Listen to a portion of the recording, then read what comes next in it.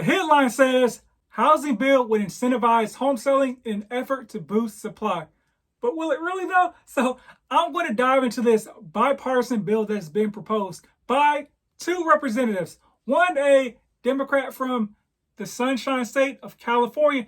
That's very important. And another Republican from the state of Pennsylvania. Some bi-coastal love between the folks in Congress. But let's break down what this really means and if it will have any impact on your life. Because I don't think it will. Let's go.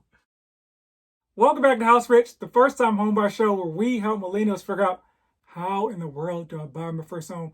Today we're breaking down this bill that will help, in theory, to boost the supply of houses. So in order to see how it helps, let's figure out what's happening right now. So currently, if you've lived in your home 2 of the last 5 years and you file your taxes as a single person, the first $250,000 in proceeds are tax-free. If you file jointly, the first $500K are tax-free. Now, what this bill will do will raise that ceiling. So now, if you file singly as a single person, that ceiling will go to $500K. And now, if you file jointly, that ceiling will go to $1 million, right? So to me, it's a great thing, right? And so I don't know if it's great, but it's a good thing. Let's say it's good. And I think it's better than nothing, and may get some folks off the bench in order to sell their home. But as I pointed out, I think it's very important that this bill was introduced in California by a guy named Jimmy Panetta, because this to me goes to show that local elections matter. Because this guy's like, hey, my constituents, their median home price is probably like $500,000, $600,000. So this could be a big boost to them, those folks in my community. It's a bill they're introducing to Congress, right? Because the taxes are federal, so it has to work for the whole United States of America. And then the other gentleman, the Republican, Mike Kelly out of Pennsylvania, hopped on board as well. So this bill actually was introduced back in September of 2022. It didn't go anywhere. So we'll see what kind of steam it picks up. Now, so let's talk about your local jurisdiction, right? I'm a realtor in Dallas and would love to help you reach your goals of home ownership. So click the link in the description and just schedule a call no matter where you are on your journey. Not in Dallas?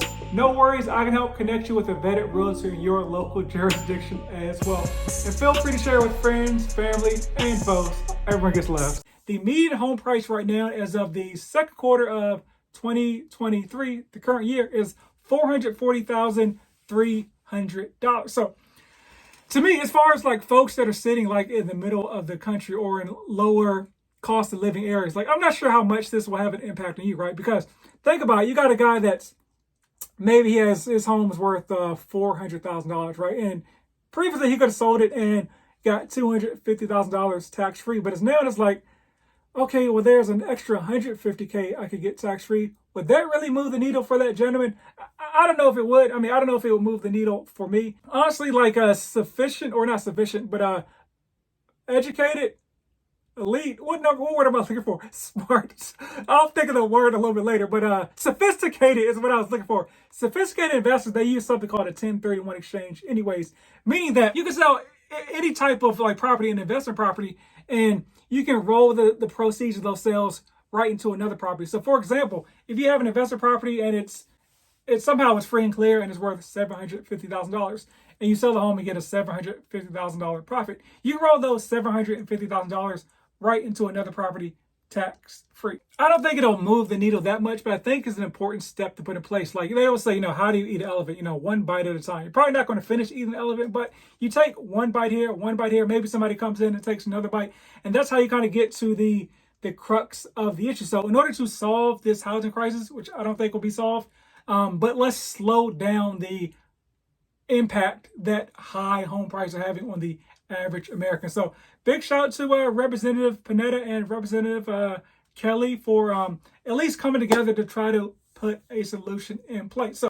to me, the real crux is just the housing inventory, right? So I did a episode a few months back that showed we are 6.5 million homes short right now, and there's not really any plan in place right now in order to catch up with that deficit. So as long as the supply is low, home prices will go up, up, up, up, up. So if you guys got a solution, let me know. Or if you've seen any articles or any topics that you think are like another bite of the elephant when it comes to solving the housing crisis, let me know. I'd love to do an episode on it. So I think that's it. Buy land. Rumor has it they're not making any more of it.